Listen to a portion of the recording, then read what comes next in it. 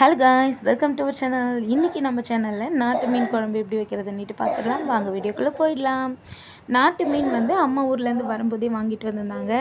அவங்க வந்து க்ளீன் பண்ணி தான் எடுத்துகிட்டு வந்தாங்க. இருந்தாலும் நம்மளும் க்ளீன் பண்ணணும் இல்லையா? அதனால தான் இன்றைக்கி எல்லாம் கீரைலாம் போட்டுட்டு திருப்பி ஒரு தட்டி வாஷ் பண்ணிடலான்ட்டு உப்பும் மஞ்சத்தூளும் போட்டிருக்கேன்.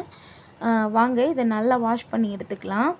பொதுவாக வந்து நாட்டு மீனில் பார்த்திங்கன்னா அதோடய வயிற்று பகுதியெல்லாம் வந்து ஒரு கருப்பு கலரில் ஒரு சதை இருக்கும்.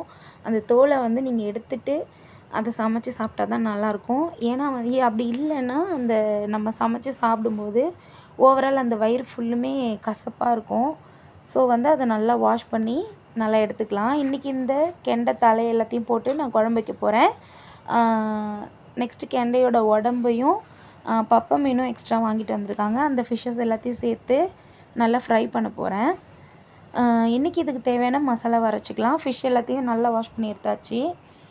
மிக்சரில் வந்து கொஞ்சம் ஜீரகம், அப்புறம் மிளகு, பாருங்கள் எவ்வளோ ஸ்பைசஸ் அரைக்கிறேன்னிட்டு.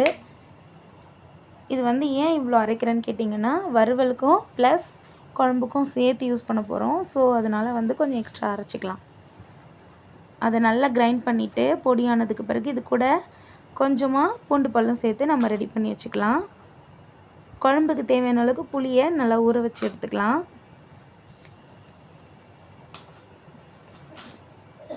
இன்றைக்கி வந்து குழம்பு தாளிக்கிற வீடியோலாம் நான் அப்லோட் பண்ண போகிறதில்ல. ஏன்னா வந்து ஆஸ் யூஷுவல் குழம்பு வைக்கிற மாதிரி தான். ஒரு காரக்குழம்புக்கு எப்படி கூட்டுவீங்களோ அது போல் நார்மலாக குழம்பு கூட்டி நல்லா கொதி வர்ற பேஸ்க்கு நல்லா கொதிக்க விட்டுக்குங்க. பாருங்கள் நல்லா கொதி வந்துருச்சு.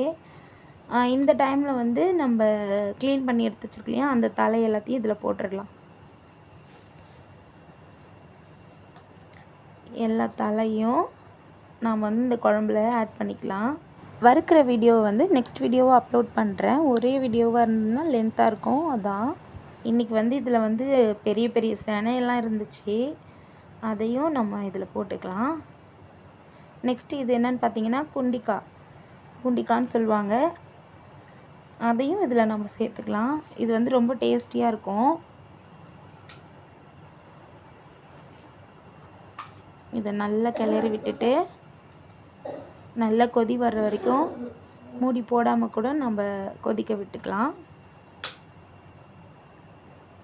இந்த மீன் வந்து ஈஸியாக உடஞ்சிடும். அதனால் பார்த்து ரொட்டேட் பண்ணி கிண்டி விடுங்க. இப்போ நம்ம அரைச்ச அந்த மசாலா இருக்கு இல்லையா, அது வறுவலுக்கு போக மீதி இருந்த மசாலாவை இந்த குழம்புல கொட்டிடலாம்.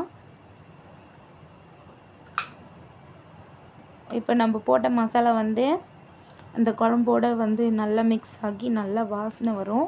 அந்த டைமிங்கில் வந்து குழம்பை இறக்கிடலாம். இறக்கி சாப்பிடலாம். குழம்பு நல்லாவே கொதி வர ஆரம்பிச்சிருச்சு. இந்த மீனை வந்து ஏன் ரொம்ப கிண்டி விடக்கூடாதுன்னா இந்த மீன் வந்து சீக்கிரமாகவே குக் ஆகி கிண்டுற நேரத்தில் பார்த்திங்கன்னா உடஞ்சிடும். எல்லாமே குழம்போட ஒன்றா மிக்ஸ் ஆகிடும். ஸோ அதிகமாக கிண்டாதீங்க. தட்டு போட்டு மூடியும் ஓவரால் நம்ம குக் பண்ணிட்டோம். நல்லா வாசனை வர ஆரம்பிச்சு. இந்த நேரத்தில் கருவேப்பிலை தூவி இறக்கிடலாம். பாய்.